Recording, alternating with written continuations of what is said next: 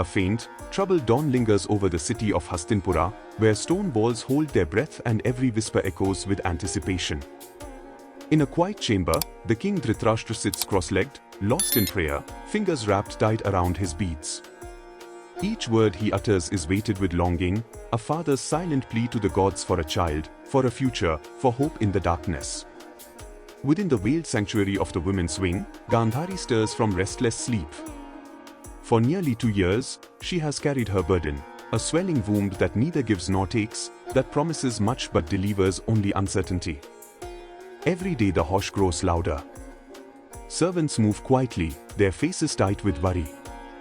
Even the royal physicians, masters of their craft, can offer no answers, their science is powerless against the will of fate. Gandhari's steps echo in the long corridors, her hands forever cradling her belly as if to comfort the child that still refuses to be born. Her blindfold, once a gesture of love and unity with her husband, now feels like a shroud, a symbol of waiting in darkness, of sacrifice stretching beyond reason. In the flickering light of evening, she sits by herself, whispering prayers, bargaining with every god she knows. Dhritarashtra visits her often, voice tender, urging faith.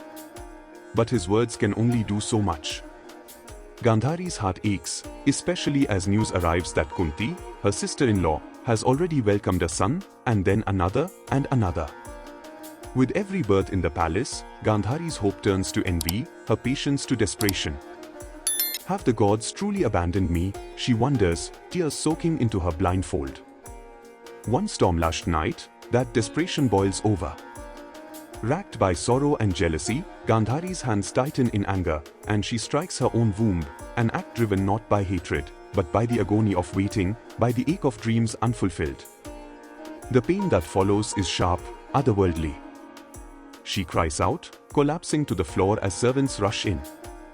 What she delivers is not a child, but a cold, heavy mass, lifeless, strange, and horrifying.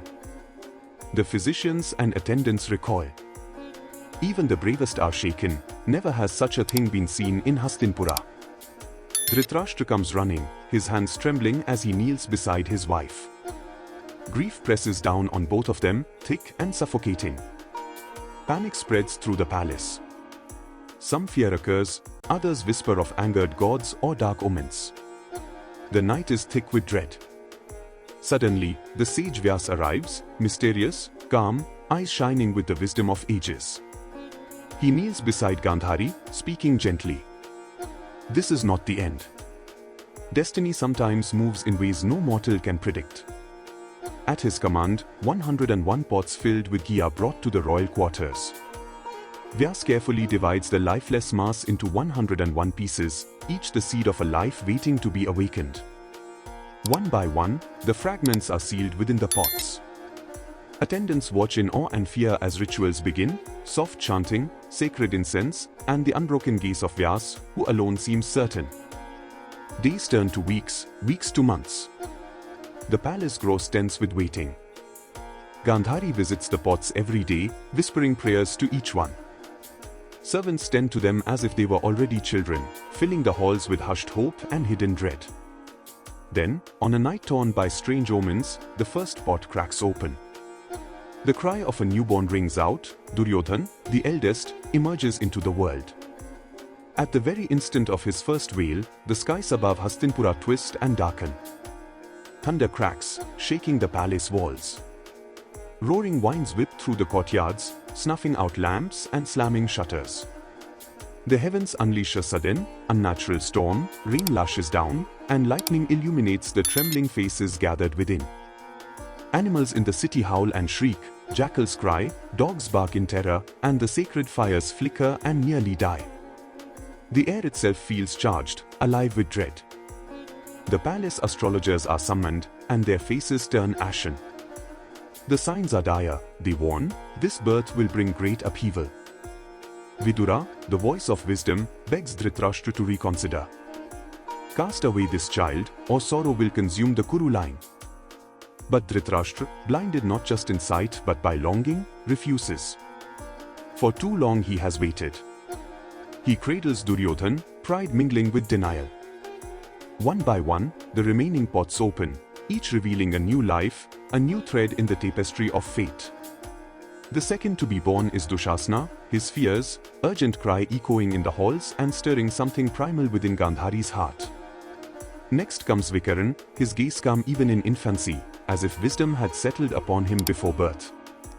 Chitrasena follows, bright-eyed and restless, and then Satyasena, whose tiny fists already seem to grasp for destiny.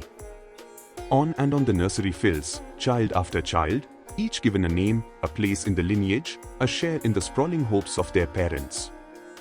At last, from the final pot, a single daughter is born, Dushala, her presence a gentle blessing among the clamor of brothers. Gandhari, exhausted yet overflowing with love, gathers her children close, her touch lingering a moment longer on Duryodhana, Dushasana, Vikaran, and the gentle Dushala. No queen in memory has ever borne such a brood. The palace erupts in celebration, drums and trumpets, flowers strewn by trembling hands, priests chanting blessings they scarcely believe.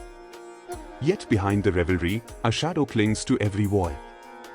Bhishma stands apart, silent, his warrior's heart heavy with unspoken fear. The omens, the warnings, the strange miracle of these births, he knows the peace of the Kuru house is fragile. Gandhari names her firstborn Duryodhana, he who cannot be defeated. With fierce love, she vows to shield her children from harm, blind to the storm the future holds. Dhritarashtra's pride overflows, he orders the city to celebrate, but even he cannot silence the anxious whispers of the wise. News spreads quickly, reaching Kunti and her sons. She watches her 5 Pandavas at play, the weight of rivalry and destiny already pressing upon her heart. In the royal nursery, 100 sons and a single daughter cry out, their voices rising together, a new generation, born in wonder and unease. Gandhari moves among them, touch gentle, heart resolute, her love unwavering beneath the blindfold. Beyond the palace walls, Vyas sits in silent meditation.